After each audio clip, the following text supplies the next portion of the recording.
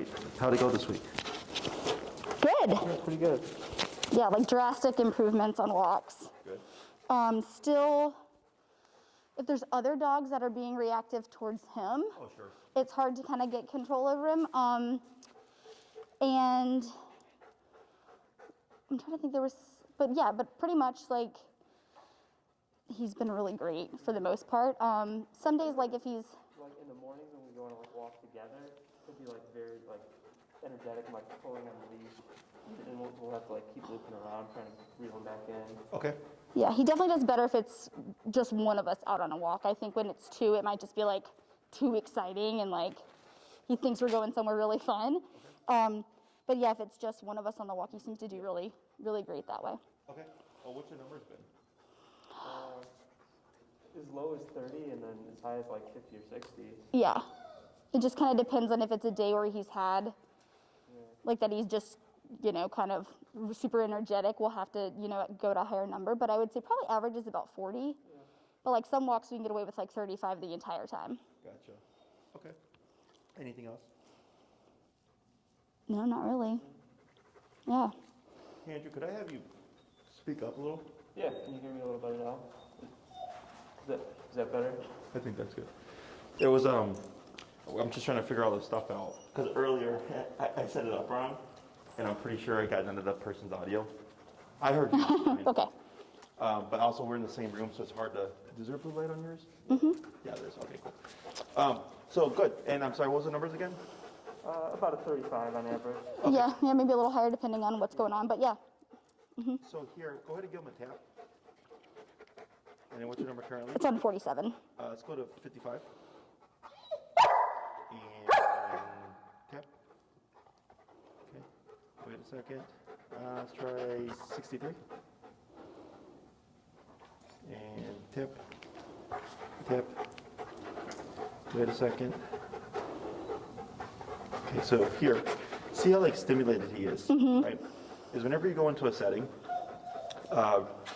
think of it with humans. Like if you're at a quiet restaurant and then there's like a couple that's really loud, it's kind of like, be quiet or like talk like lower, right? Like read the setting.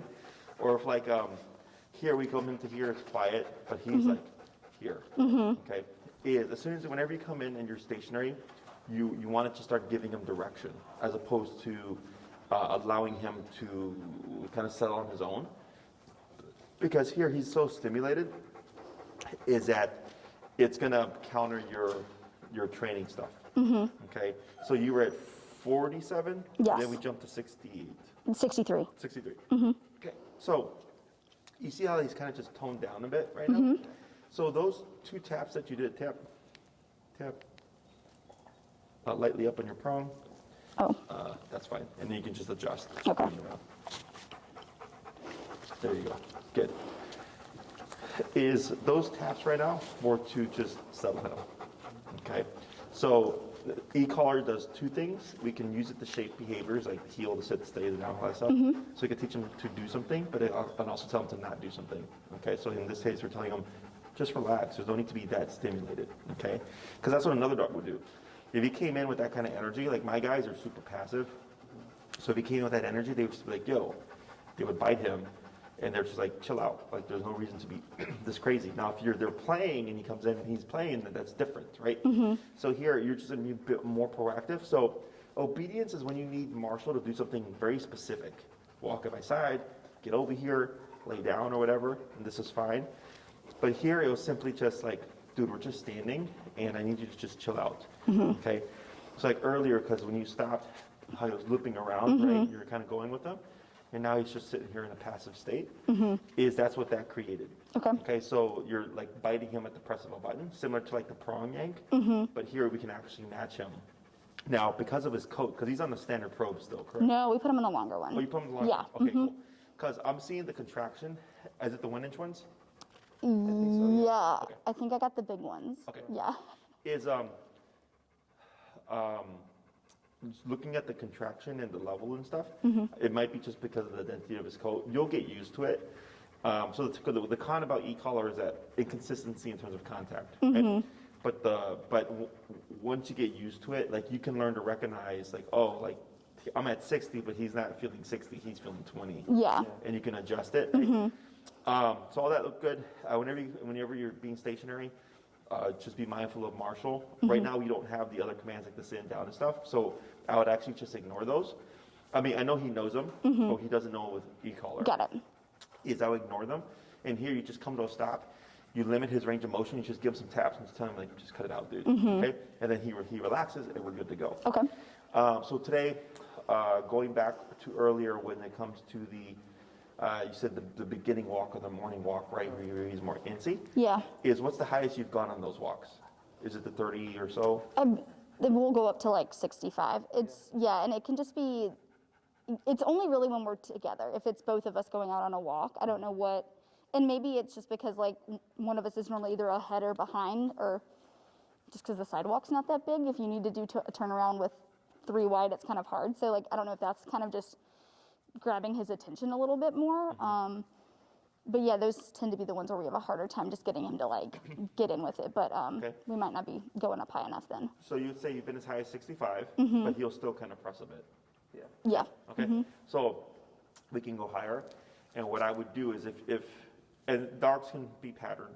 So like if it's like, yeah, the morning walk is always like where he's the most stimulated. Because right now we're at 60 something, right? 68 you said? 63. 63. So that's like, all that stuff is making sense to me. So I'm like, well, we went to 63 just right now to calm him down. Yeah. So the first week, the reason why we do low and then work our way up is so that you can figure things out. Okay. So now what I do is if the morning walk, we know, like, yeah, he comes out the bat and he's just like he's overstimulated, 65 already. We don't have to do the 10 to 15 and work our way up anymore. We just jump out to 65. Yeah. And so if we've had to, like, if he's going ahead and, we, turn around, he's doing good, going back the right direction, and he does it again, we're not going up high enough the first time. Correct. Got it. If he's then Yeah. doing the same thing a few minutes later, or like Yes. 30 seconds later, got it. So we have that, the 3 correction rule, right? If you start out at 65 now, you're going to get there faster, right? Because you're already halfway there. Yeah. Is if I do turn and tap, turn and tap, turn and tap, within a short time frame, 3 to 5 minutes, I bump it Got 5 it, levels. okay. So, but if you do a turn and tap at like 70 and you correct them, and it's like, man, it's been 15 minutes between the corrections, that's actually a pretty big gap. Yeah. Is that you can ride that out. And what you'll see is you're going to get bigger gaps between each correction because you're at, a level that he's going, well, I don't want that to happen. Yeah. Okay? So I would start at 65. Let's say you start at 65 and Marshall gives a big yelp for the first correction. And then you can lower it, go to 55, right? And then see how he performs. What dictates what happens with the e-collar is not because he vocalizes, but it's because what happens after the vocalization. So if he vocalizes, because it can be surprise. Okay, so the vocalization doesn't always mean physical discomfort. It can also mean surprise. So it's like going to a haunted house and you know you're going to get scared, and you know it's not real, but you still get scared, right? It's like kind of that same concept, just happens and Yeah. catches you off guard. Same thing for this guy. So you walk out, he's not expecting 65, and like let's say you do a correction, you do 65, he vocalizes. We would typically go down, but if he's still forging, it could have been just surprise. Then I keep going up. It wouldn't make sense to go down. Does that make sense? Yeah. I mean, and I think it's surprised him on like 35 before. Like, we've gotten a yelp on 35, and I'm like, you just weren't expecting it. Exactly. And it just, yeah. And a lot of that's because of that overstimulation. Okay, because he's just like this all over the place, and it just surprises him out of nowhere. Yeah. And that's where like exposure and the heel teach him how to just learn to chill and shut down like this. Yeah. Is what makes him more receptive to it. So I'd start up at 65. If he yips, if he goes back to your hip and he's like perfect for the rest of the walk, then I go, okay, 65 made him yelp. He was perfect for the entire walk though. Next time I go out, I might be at 55. Okay. I'm working kind of backwards. Otherwise, if he yelps but then keeps forging, then I go, okay, then clearly it's not Yeah, enough got because it. he's still willing to do this. So every 3 corrections, if it's within a shorter time frame, you would bump up in jumps of 5. So then in a week, you might come back and say like, hey, Jesse, 85 is when he's perfect in the morning, and 45 for the afternoon and evening walks Got is it. good. Like you'll find a little pattern. Yeah. The other question I was going to ask, I just remembered, is he'll be like right at, perfect position, like walking with me, but he'll be sniffing. And I didn't know like how we should correct for that, or is it okay as long as he's like in the right spot? I would correct him. Okay. So it's really, so my dogs sniff when I walk with them, but they'll stay on my hip. They won't get distracted and veer off. But for him, and it's just his overstimulation stuff, it's best if you're more black and white. Okay. Okay. Okay. And it's, you can always be super black and white if you're like, hey man, like Marshall's really good, and you want to give him some leniencies. Like I have no problem with it. Okay. But then if you notice you give leniencies, but then all of a sudden he's not performing as well, then Got it. we got to be more strict. Got it. So every dog is different, but I would, at least for the get-go, be more black and white. Okay. Anything else? So we would just correct but keep walking in the same direction. Yeah, Okay. because he's just going like this, right? Yeah, he's just looking straight down and sniffing the ground. Yeah, so you just keep walking and tap.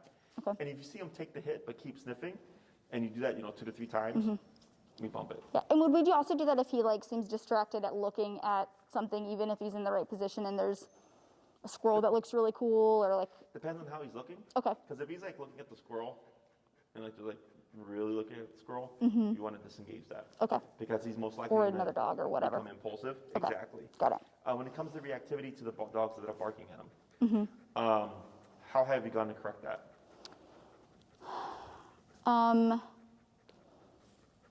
I think we've gone up to like 75, Okay. but it's kind of like one of those interactions where you're just like, and actually something happened to us yesterday. A dog came up behind. We were at a red light, like waiting to cross, and a dog came up from behind and like went up to him, and he didn't see it, and then like,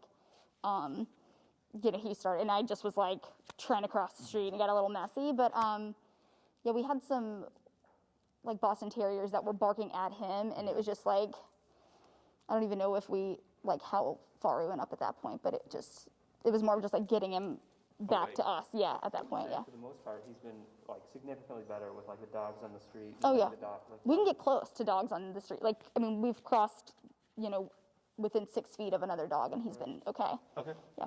So reactivity towards other barking dogs, not uncommon, because they're putting out threats, Yeah. just reciprocate, is after a moment, regardless if you succeeded or not, just check your number as a force of habit for reference points.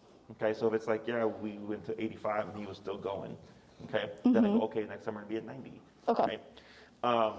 The other thing is when it comes to reactivity, if possible, it's easier in the beginning to control reactivity when you're stationary. Okay. Okay, so I had like 2 other reactivity cases today, and they all had instances where they had a really hard time stopping it, and then both of them they were trying to move, as opposed to being stationary. Yeah, and that's what we do if we see a dog on the street, and I know we're going to be in close proximity. Like, I try to get as far away from them as I can, get him into like, and just kind of like pull up on a leash till he sits, and then just wait till they pass us. And that has been the best way. If we can preemptively give a little bit of space and get him like away. Like the times it's really happened, it's more of like a surprise. Like we've either for sure. come around a corner or something like that. But yeah, definitely having him like sitting in like, even just like having a dog walking this way and having me on this side and him over here is like enough barrier for him to not do anything. And I like, and sometimes if it's just like, see him kind of looking, I'll like tap it and he'll like stay. So, Okay. So keep with that. And Okay. So the set and run-ins, like they're unplanned. yeah. So it's like a spectrum. So reactivity towards humans is almost always the first thing that goes away. Then calm dogs. Excited dogs tend to be in the middle. Other reactive dogs or set and run-ins with dogs tend to be end of spectrum. Okay. Because they, like, you can walk past a dog and they don't blow up until the very last minute. Or you turn the corner, there's a dog. Yeah. So your instinct should always be straight up on the prong. Okay. Okay, straight up. And then on the collar, or what you can do is, like, let's say you're going to turn a corner, is preemptively you just jack it up. Okay. In the assumption of, what if we see something, right? Okay. And then you can kind of just do that until you figure out, like, oh yeah, like, 90 is what he means when we turn a corner and there's a Got dog there. it. Okay. And eventually, you can fix that. Okay? Okay. He can learn to turn a corner and get surprised and not blow up. Okay. But it's just a matter of being already set up, because if you turn a corner, there's a dog, and then you're trying to do that and control him while this is happening, Yeah. it's too much. Yeah. So Okay. it's easiest to just assume before that corner turn, I'm already at 80 or 85, whatever it is, and when we turn, if it happens, hey, I'm already there. Okay. So we're able to Got actually it. stop it. Okay. Yeah. Anything else? No, I think that's good. Yeah. So what we're going to do here is we're going to do a quick review. Okay. We'll keep them at the 60 that we're at right now, 63. Yep. And I'll just have you show me what you've been practicing, Okay. and then we'll work on the second half of heel. Go for it.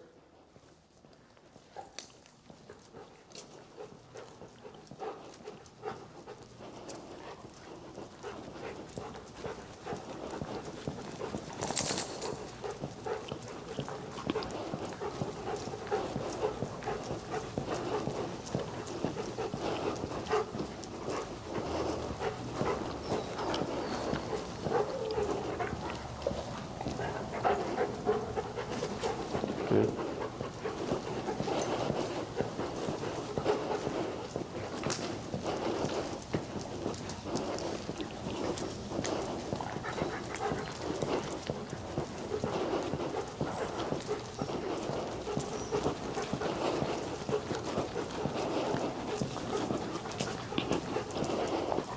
Good. And then you can go ahead and come to a stop at the end of the square there. Right here. Yeah. Perfect. Let's go and swap handlers.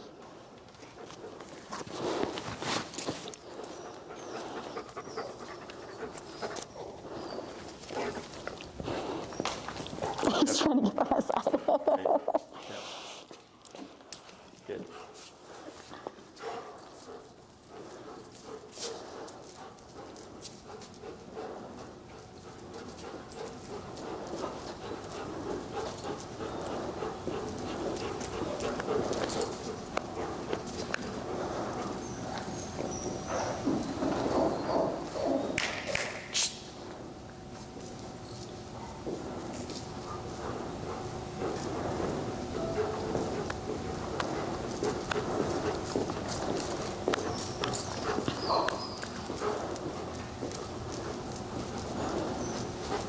Good.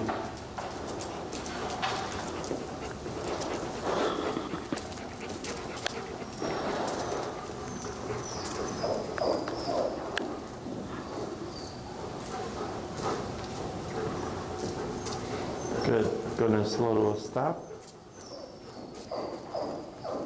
Good. And when you walk with him, is that generally like his energy? Yeah, that's it. Yeah, on a good walk, that's exactly what we get. Okay, cool. So what we're gonna do here is we're gonna just start adding in the verbal word of heel. So, did they show you about the left leg, right leg type stuff? No. I don't think so. Okay, so here to cue the heel, I find it easiest to say heel first, and then you're gonna move forward with your left leg first. Okay. Did we talk about that? Yeah. Okay. So, for dogs, they have a wider preference than we do. So the left leg cues him, now we're moving forward. So in more advanced training, left leg means walk with me, whereas right leg means don't move. Okay. Okay?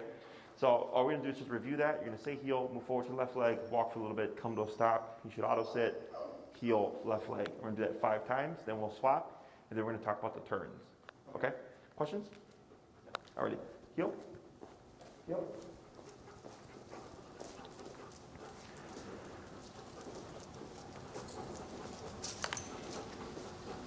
And then you want me to stop? And then Yep. try again? Good. Yep. Good.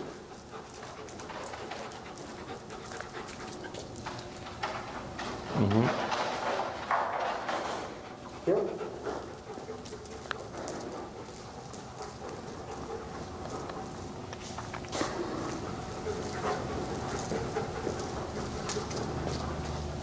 Good. Couple more. Yep.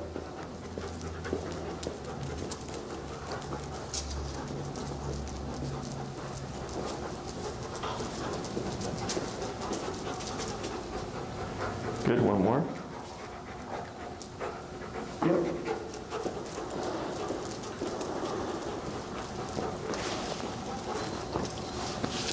And slow to stop. Good. Let's go and swap.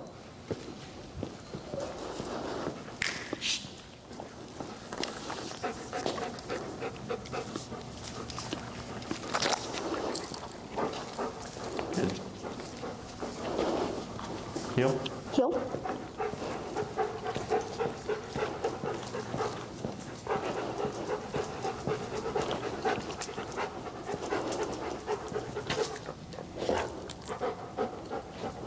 Heel.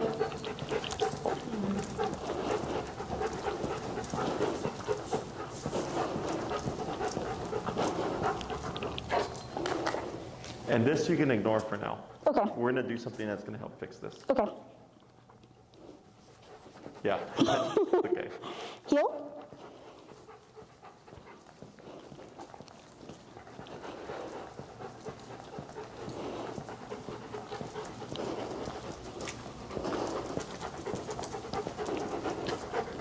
Good, a couple more. Heel.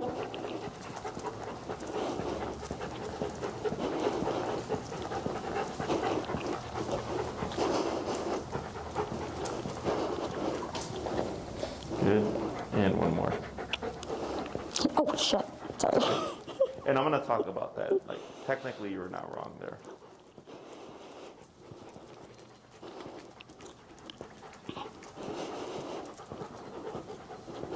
Going to slow to stop right there. Perfect. Okay. So, all we're doing here, of course, is just reviewing the conditioning of heel left leg. One for our muscle memory, but then also for Marshall getting heel in the head. Okay. So dogs don't know what heel means. It's all associated because there's a definition to things, and he's more so just learning. Oh, when you say this, we do this, and like when you stop, I do this, and type of deal. Okay. So once you've cued the heel, technically, you don't have to keep cueing it. Okay, because your command is in effect until you give the release, right? So if I say heel once and I walk for a straight hour and I come to a stop, and the dog auto sits. As long as I keep moving with that left leg, it's technically still heel. Okay. Okay, but if I release Marshall, break, he's doing his doggy thing, I need to re-cue heel, left leg, to trigger back in again. Okay. Make sense? So that's why right there when you move, you did move forward to left leg. So technically you were not wrong. Yeah, I just didn't say it. Yes. So what I suggest in the beginning for the first couple of weeks is you always say heel, stationary to motion. Okay. Okay? Tap and up. There you go. Good. From stationary motion, heel. Okay, so if I'm already walking with Marshall and he were to get ahead of me, I wouldn't say heel and turn. I would just turn and tap. Oh, okay. Okay? So the reason why we don't repeat the heel is because then you're resetting the command. Okay? He's not, so I'm teaching him, when I say heel, stick to that hip, otherwise remote will go off, right? Got it. But if I reset it and I say heel, he's going to start responding to the word, and you're going to find yourself saying heel, heel, heel repetitively because you're using the word to get him back under control as opposed to the remote. Okay. Okay, so he's going to want to avoid the remote. That's why the power level is important. Because let's say it's at 20 and you would have stayed at 20, you would have been not getting anywhere. You'd be turning and turning and turning and turning. That's why we talk about growing up higher. So here, once you match them, and he's like, he gets ahead of you and maybe it's 70, he's like, whoa. And then the next 30 minutes, he's on your hip because he doesn't want 70 to happen again. Yeah. Okay? So think of it as like I said heel, and if you don't heel, this is going to happen, as opposed to using the heel as a reminder. Got Okay? it. Does that make sense? So if my mom said, go to your room, I went to my room, and I didn't try to sneak out because she wasn't going to remind me. She was just going to whoop me. You know, if you don't want to get whooped, don't walk out of your room. So it's similar. You're going to walk on my hip, and if you don't, this is going to go off at 70 or whatever the level is. Got it. Okay, so he's thinking, okay, cool. Heel means heel. There is no gray area. So when we repeat things, that creates gray area. Got it. So basically, between heel and the release, he should be corrected anytime he breaks it. Correct. Got it. And with the remote and not any other way. Correct. Got it. So we tend to say no, or repeat the command.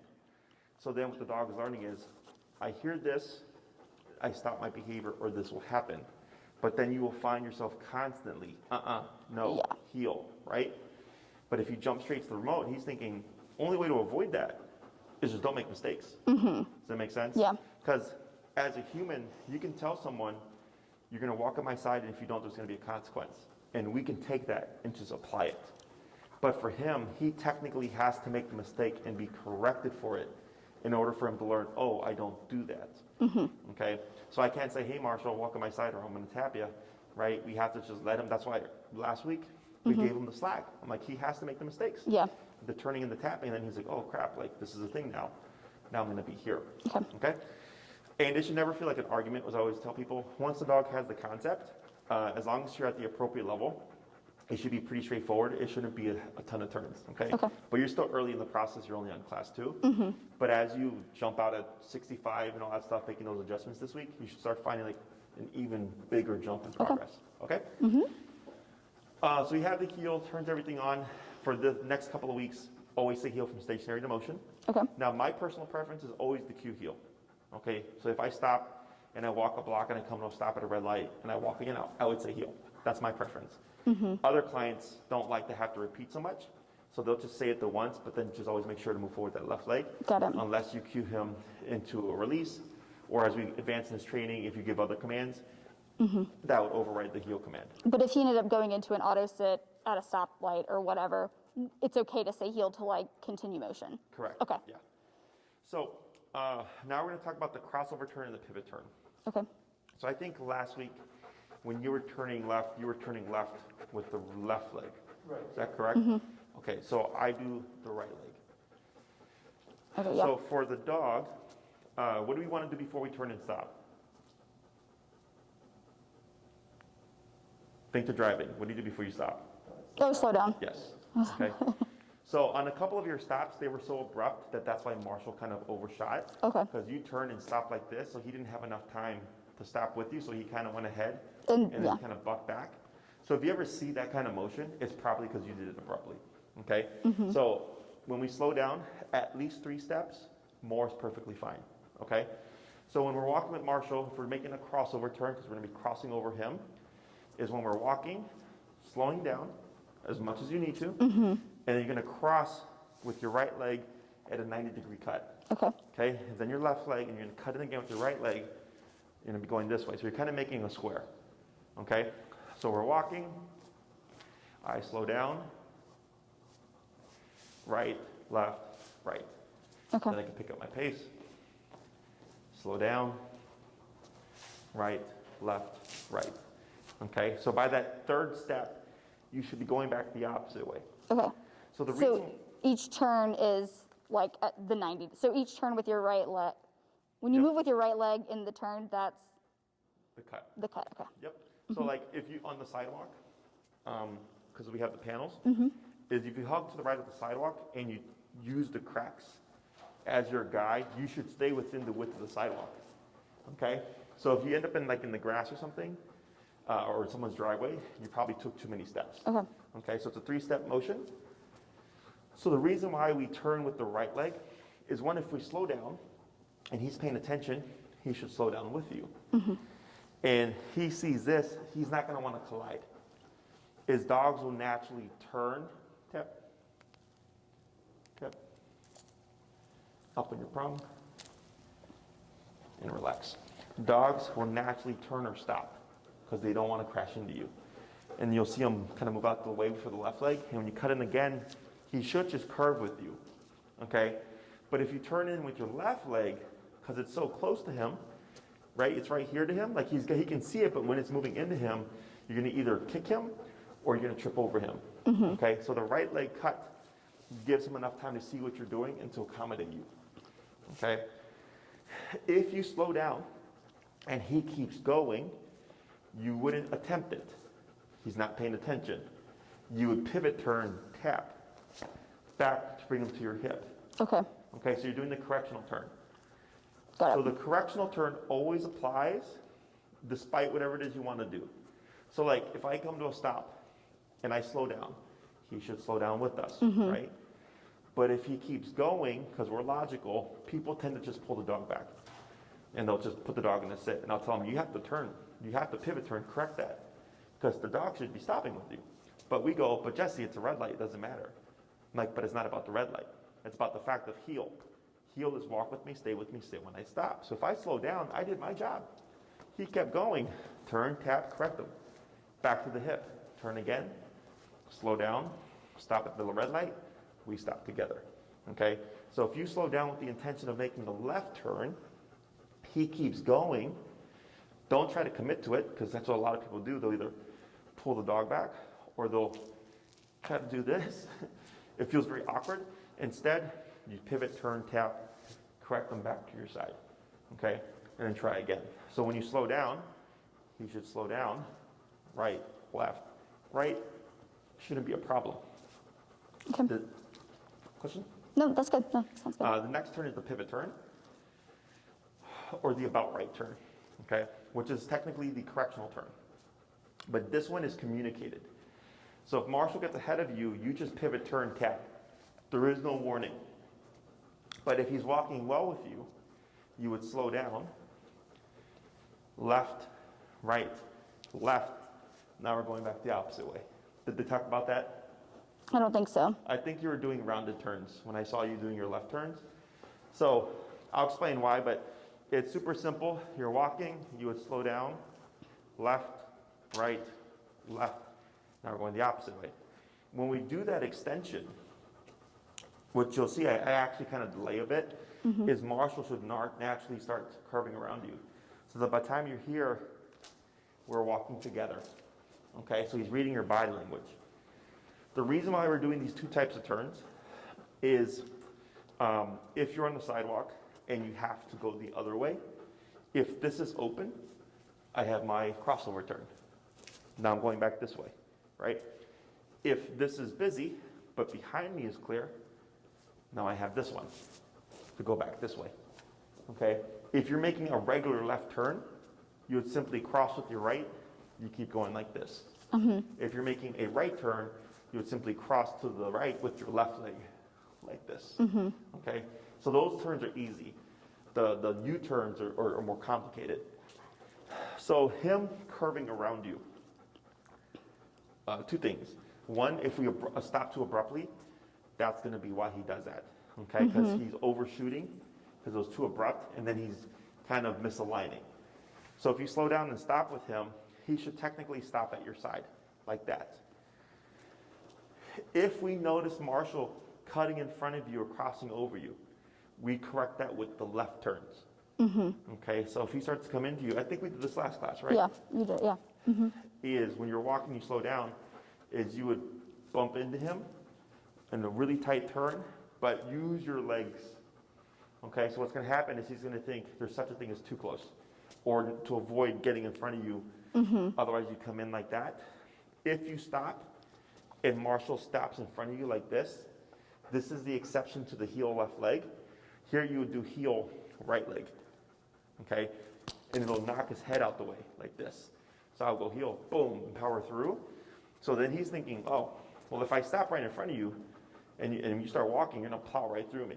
Because if you go left leg, it's going to push his butt out like this. When you go right leg, it pushes him out to the left. Got it. So if you were to stop at a stop sign, he for some reason sits in front, you're ready to go, you would use your right leg to bump him back. Correct. And you Once could you start your movement. get it. You could. Would you need to say heel, or like would it be okay if you didn't in that instance? I mean, because I'm so, how do you say, my preference is always to say heel. Okay. I would, but technically you'd be fine because it's just that instance. Okay. Because that's more of a correctional step than it is an actual like walk with me, you know. But you wouldn't like if you stopped, you wouldn't go like bump like this, okay, and stop a few steps. You would wait for it to turn green, boom, and then just keep going. Keep plowing through. Okay, yeah. Because if you do just the short steps, sometimes the dogs will reposition and you're going to run out of space because of the street. So you just commit to it once the light turns green. Okay. Okay? So we're going to start first those crossover turns. Okay, so those are the left turns, right? Correct. Left turns, crossing over Marshall. Right, left, right are your leg movements. Okay. Heel.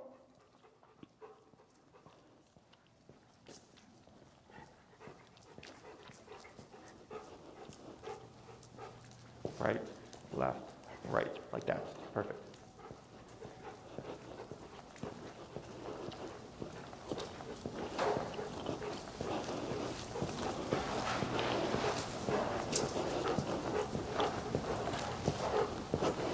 Good.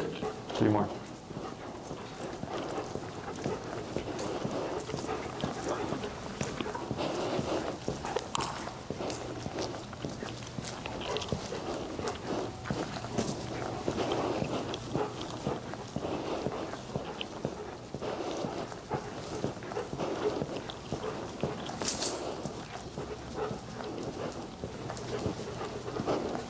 Good. 2 more.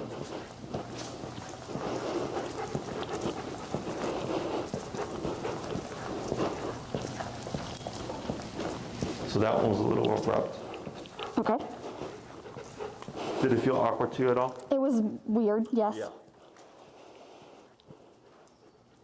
Right, left, and here, just power through. So that you did your job there. He was just curving. So that's where I put more power into my steps Okay. to knock him out. Try one more crossover. Right, left, there you go, right. And then slow to stop. Yeah, with these movements, you can typically tell when something's off because it's gonna feel awkward. Okay, so I can see it. That's why I asked. Cut it out, Russ. So now we're gonna do the pivot turn. That's Okay. gonna be left, right, left. Left, right, left. Okay. Okay, All right. heel. Heel.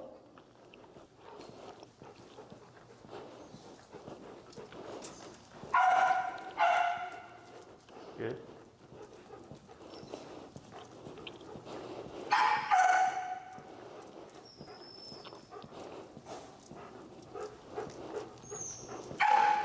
So going to slow to stop. So you're doing a rounded turn. You're leading it with the correct leg, but you're doing rounded. Okay. So what you're doing is this. Okay? And what you're going to do, you can do this with me. You're going to go forward, left, back on right, Back on right. left, Oh, okay. like that. Got it. And heel. Oh.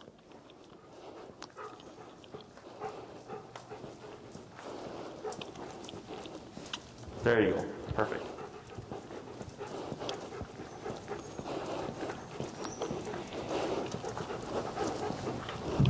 Good. That was like a blend. Did you notice that? It was a little one, so it qualifies as a pivot. But there you go. Left, right, left. Good. A couple more.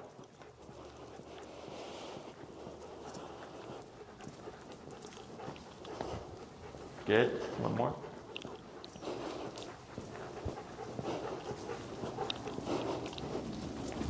Good. And then slow to stop. Very good. So now you're going to do those turns, but you're going to randomize them. Okay. Okay, so you can do the turns however you like. As long as your body language is correct and Marshall is paying attention, there really shouldn't be any need for a remote. Okay. Okay, go ahead. Heel.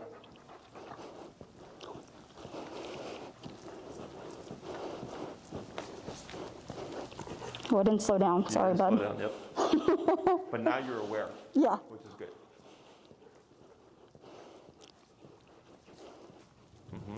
Are you a fast walker? Yes. Okay, we'll have to talk about that.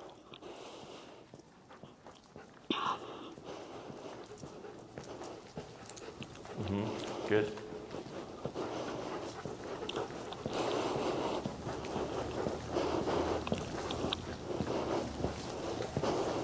Good.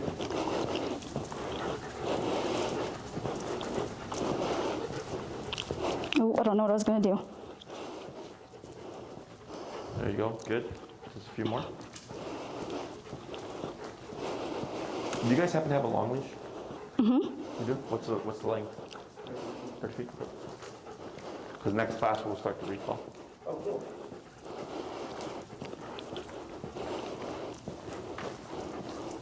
Good. Couple more.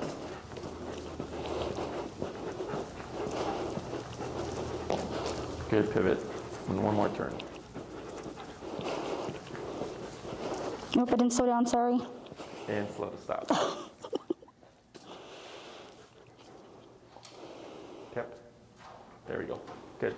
So you see when you do the slowdown, how he's more lined up with you? So little things like that are ways of kind of figuring out, is it Marshall or is it the handler? Okay?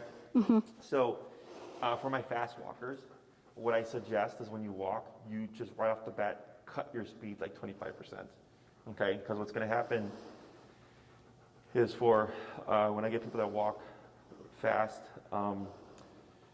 their slow down isn't a real slow down. Okay? They think they're slowing down, but to the dog, it's like not noticeable. So what I've noticed is if I just have them, when you walk with Marshall, when you walk on your own, it doesn't matter, Yeah. is you just go, okay, I'm going to cut my speed by 25%, right? Is it puts you in your head that when you go to slow down, it's more noticeable. Okay, so like I had this lady, she was actually my first post-COVID client, and she would complain about the dog not stopping and stuff. And then one day I saw her walking, and she was just like blazing. And I was like, she's like walking faster than her dog. And I was like, man, you're a fast walker. She's like, oh yeah, I walk really fast. I'm like, okay, we're gonna have to cut that like 50% because your slow down is not slowing down whatsoever.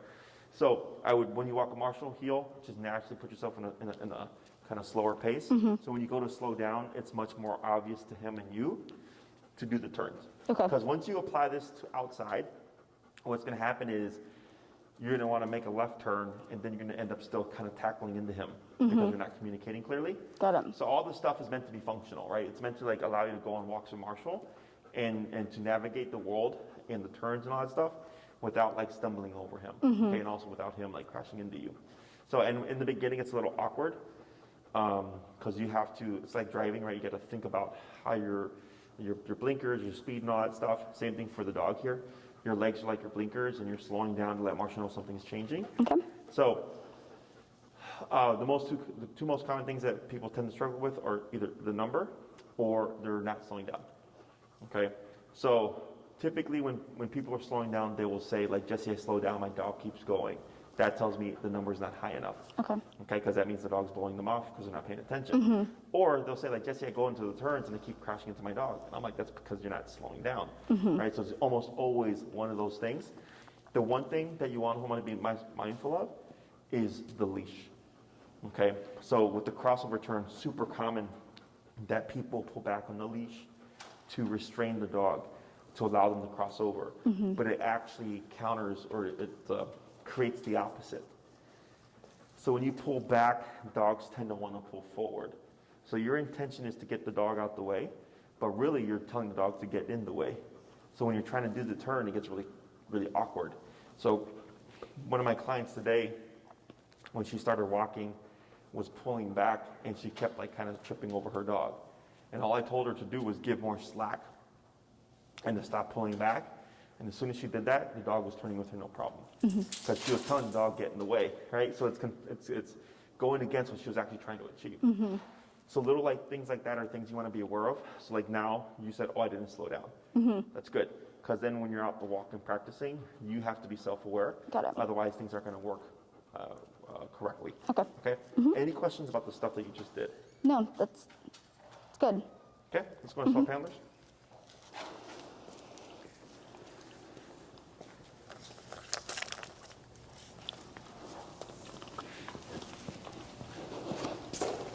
And you're going to start with the crossovers.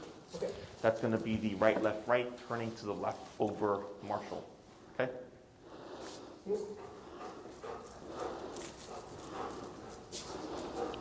Right, left, right. There you go.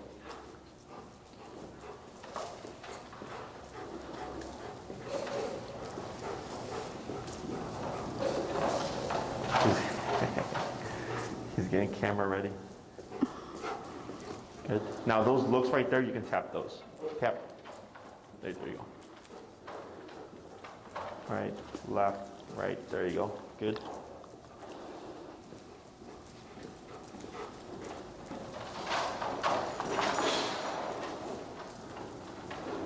Right, left, right. Good. A couple more. There you go.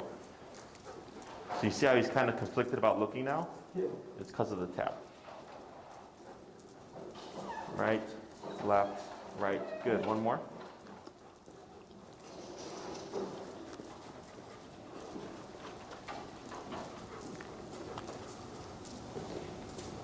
Right, good. And slow to stop. So this here, okay? So this is a distraction, okay? Because you did your job. So in the real world, the way we would fix this, and this is timing, okay? Is he's distracted by what's going on over there. Is when you come to a stop, if you see Marshall start to curve around, if you have the capacity to, don't worry even about heel, just boom, boom, and just crash right into him with that right leg to prevent this from happening. Because he's going to think, man, if every time I try to give in to this kind of distraction, this happens, and it's going to keep him at bay. Because if you try to tap him, it's going to just push him more forward to come over here. So instead you have to go, so tap means come here, whereas this means back off. Okay, so that's why we'd use that correction as opposed to the remote. Okay. So here, go ahead and just pivot so that he's on your left. Tap. Up on your leash. There you go. And then relax. Good. So like right there, had he stayed where he was positioned, that would have been a right leg forward heel to knock him back. But now he's out the way that he can move forward normally. Okay? And so now you're going to do the pivot turn. That's going to be left, right, left. Okay? Heel. Yep. Correct. Good.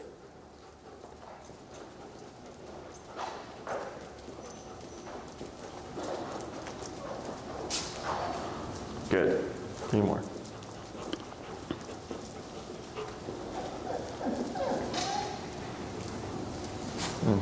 Good. Couple more.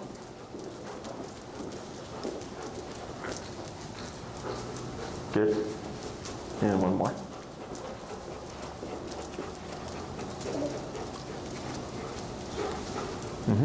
And slow to stop. Yep, bump, plow through, yep. And you're gonna curve right over him. Right, left, right, good. Then slow to stop there. Better, okay? So what you started off with was you moved right leg, which was correct, but you kept straight. And what you would have done is just turned into him like you ended up doing right there, okay? And be intentional, like when I do this stuff, I'm aiming to knock the dog with my right leg, okay? As opposed to pushing him back with presence, is you're making that physicality, and then he's going, oh crap, like, if I get in front of you, this is gonna happen, okay? But otherwise, that's how we correct it. But instead of going forward with it, there, you would have just came straight into him to knock him back. So now you're gonna do the 2 turns interchangeably, randomize them however you want, okay? Yep. Yep.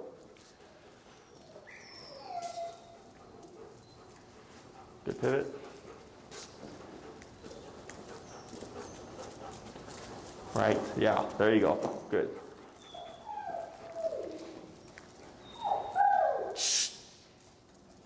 Right, left, right, there you go, good.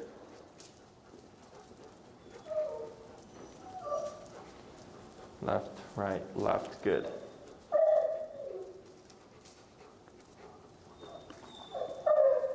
Yep, right, left, right, there you go.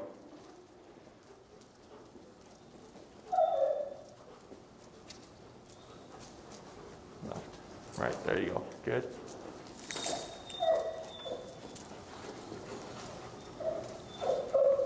Good, better.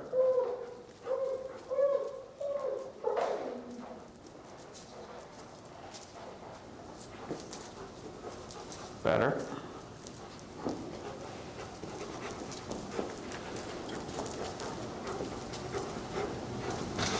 Good. What I'm going to have you do here is when you do this turn, try stopping facing that way.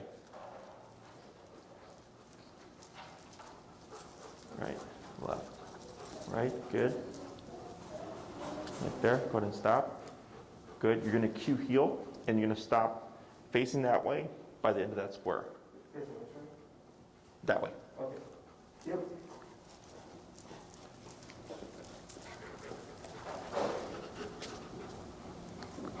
Okay, so here. So that's what I wanted to see. Is, because this is where the distraction is. So like, let's say you have like there's like a dog park here, and you're seeing him starting to like overshoot you or whatever, is obviously if he's crossing you or pivoting around you, we want to move in with that left turn. So if you look how he's sitting, see how he's angled, right? But he's staying off the body, okay? So me, personally, I'm okay with that. I just don't want him in my way, or I don't want him giving into that distraction too much. Does that make sense? So it's personal preference. If you're trying to get Marshall to be as like perfect as possible with the positioning, you would give subtle pressure back in the tap to line him up. Tap. Right there, and then relax, okay? Yeah. So you see how the head's still crossing, but his he's like 80, 85%, because that left paw, see how he's still curving out in front of you, right? So it comes down to like how strict do you want to be, okay? I do family pet stuff as long as the dog is under control and not being Yeah. a jerk, whatever. But if you find them misaligning too much, or you're trying to just kind of, that's much better, cleaning up that last little bit, it's subtle pressure on the prong and then the remote to back them off a little, okay? Questions about any of this stuff? No, sounds good. So when it comes to practicing, start your walks, let Marshall do the potty break first. If it's the morning walk, we're higher at 65. I would do 5 heels to stops, 5 heels to crossover turns, and then 5 heels to pivot turns. Kind of like what we just did right now, to warm yourself up, okay? Because now it's getting this in your muscle memory. It's not natural for us to like do these things, right? When we walk with other humans, we just naturally follow each other. But now that you're walking with Marshall and you're leading him, he needs you to do the stuff to communicate so he can just follow your lead and not get in the way or, you know, forge ahead or whatever. The hard part's going to be when you're actually walking, you know, the slowing down and then timing it. So it's like, okay, we're going to turn this corner, right, left, right, you know. But once you get used to it, you don't even think about it. Like, I can't do these things wrong. Like, it's so ingrained in me. I've been doing this for 10 years, 8 dogs a day. It's just built into me. Even when I walk normally, like, I walk like this. So you'll get used to it. And then once you feel like you've mastered it and you got it down, you don't need to do the 5, 5, and 5. You simply just start your walks and you can just apply them as needed. Okay. Now these turns and these movements only apply when he's in heel. Okay. If he's on a loose leash walk, peeing and pooping or whatever, these turns don't matter. Okay. Questions? I guess just to review, so like if I'm walking and he's looking like off this way, you're saying to do the right turn and then The left turn. or the left turn, I mean, and then go back around the other way. Correct. Yeah. You're just cutting right in front of him. So like. Because that is pretty common, I noticed, for him. Okay, so you can do a couple of approaches. So here, let's say we're walking and we have a dog park here. If we have a dog park here and he's really just forging over, okay, is the tap member just pushes him more into you? Is this where I would most definitely boom, boom, boom, right? And then circle around and come in again. And we should be able to walk past and he's going to be more at bay. If he's still forging just as bad as he was prior, we may not be making good contact with our leg movements. Okay? So then it's just practice, right? Until finally you might figure out like, man, I really have to just lay into him before he backs off. Because remember, dogs are physical. They bite each other. So here it's just your knees. It's a blunt surface. So I had a dog that the owner really like had to just put power before the dog was like, oh, hey, you're there, you know? But once it resonates, you're gonna see a big difference where you're gonna be like, oh yeah, I can walk past. And he's interested, but he's interested from afar as opposed to really crossing over. Sure. If it's a minor look, right, where he's coming over, he's looking this way, you can try the tap here to dissuade him from what's over there to keep him over here. Okay, but it's like stuff that's to a lesser degree. And then What if the dog park is on our left side in this scenario and he's like looking that way? Not necessarily like going that way, but like doing a strong look. Would we tap? Okay. Because dogs tend to be impulsive. Okay. Is they start at 2 to 3, and then we just keep ignoring it, and then one day the lunch happens, right? Yeah. Where now I'm more like, I don't care if he glances at it. Don't even think about it. Passiveness, but it's kind of like staring for sure we don't want, because it'll lead to the next step. The other thing is like here, when I had you stop here, was for this specific reason. So like, let's say you're doing the dog park scenario, and you come to a stop in front of the dog park to see, does he stop with you or does he cross over again? Okay, so you're just kind of doing all those little scenarios, always turning into him, putting some power between those leg movements to correct him to stay off the body or stay from crossing over you. Okay. So what if we did so say he's just walking ahead and we do a corrective turn. Like, how far do we need to walk to turn around again? Oh, you can turn immediately. Okay. So if I do if I'm walking and it's turn tap, right? I'd slow down and you can turn again. So you would just slow down, do the pivot turn back. Yes. Got it. So like a step and you can start the pivot Exactly. turn. Okay. So like if I pivot, turn, tap, and immediately slow down, he should catch on to that. Yeah. And now if he shoots off again, pivot, turn, tap, come back the opposite way. But Okay. if he's with you, just do a normal pivot turn right after your corrective turn. Correct. Okay. Yeah. Because if he's doing that pivot turn after, tap, it means he's paying attention. Yep, a little leash pressure. So here, what you're going to do, yeah, grab closer, and then very subtly back, tap. There we go. So the tap would have came earlier. So it's just enough to guide him, and the tap actually is what makes him go into the position. Okay? So the reason why we do this is he wants to avoid that, right? So with leash, the reason why I jump to the remote right now so much is because I'm building your habits. Our habit is leash, but we want him off leash. Yeah. Does that make sense? Yeah, So exactly. it's not just conditioning him to become responsive to that, it's conditioning you to rely on that as your line of communication. Because as soon as we go to the long leash, you're not going to have that immediacy or that control right there. He's going to be 20, 30 feet away from you, he's going to have that. So always very subtle, and the remote does the bulk of the work for you. Okay? So when you like that, it should have been it should have been tap first and then a subtle. It would have been subtle, and then tap. Okay? You put more more on leash. on the leash than you think. So it's, man, Yeah. I'll show you. So here, and we'll dip him down a little because he's more sensitive now. We're gonna go down to 35. Thank you. Yep.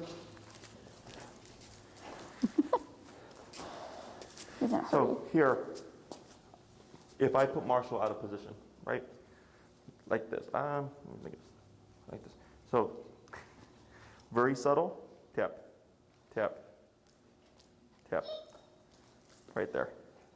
Yeah. Okay, so you could barely see my hand really moving, right? And what you had done was you put more power like this. So you see how we responded to the prong right Yeah. there?